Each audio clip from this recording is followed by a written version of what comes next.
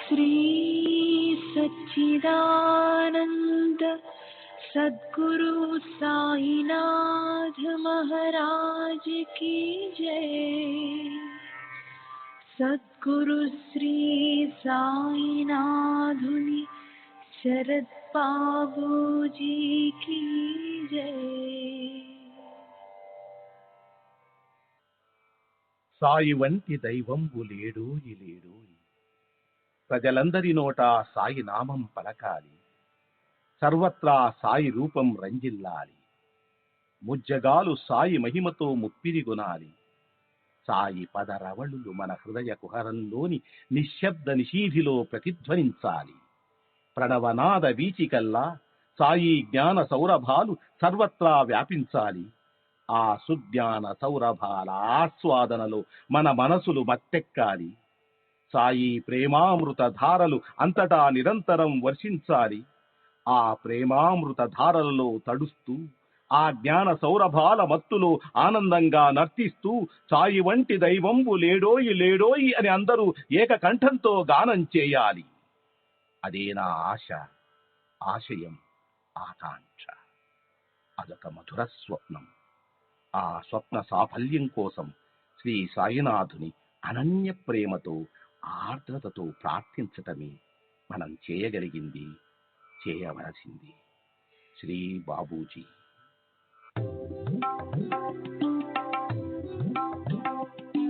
Sai Baba, Sai Baba, Sai Baba,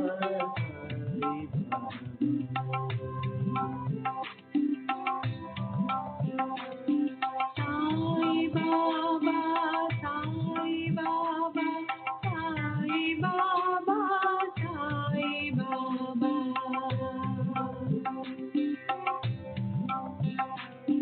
Sai Baba, Sai Baba, Sai Baba, Sai Baba.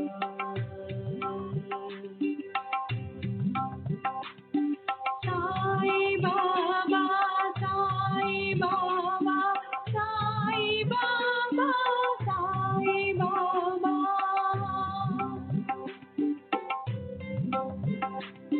Sai Baba, Sai Baba, Sai Baba, Sai Baba, Sai Baba, Sai Baba,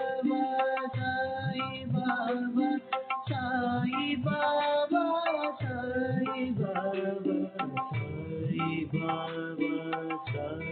Baba, Sai Baba, Sai Baba, Sai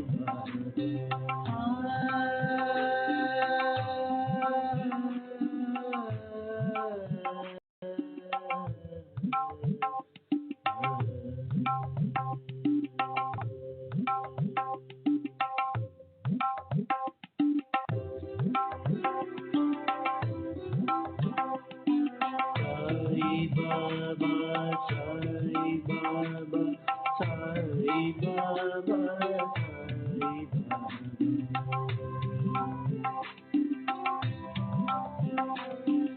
Sai Baba, Sai Baba, Sai Baba, Sai Baba, Sai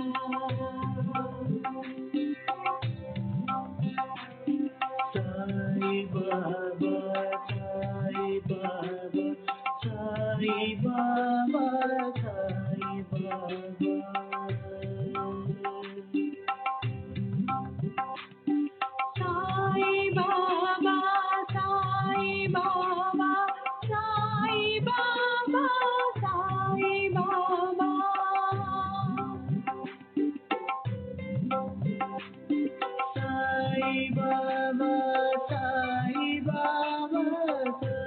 Sai Baba, Sai Baba, Sai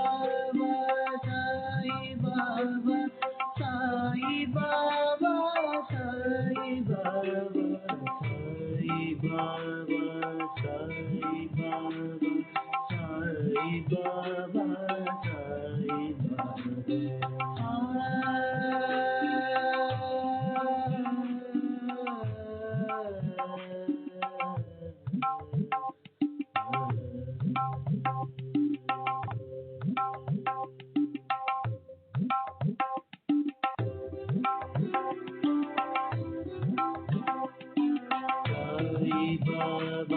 Sai Baba, Sai Baba, Sai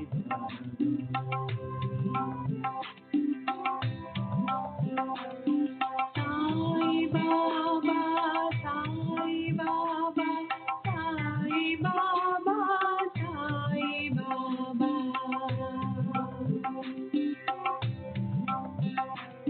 Sai Baba, Sai Baba, Sai Baba, Sai Baba.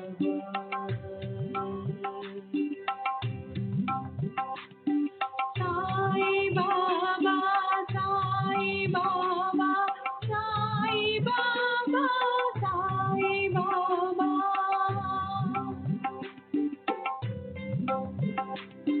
Sai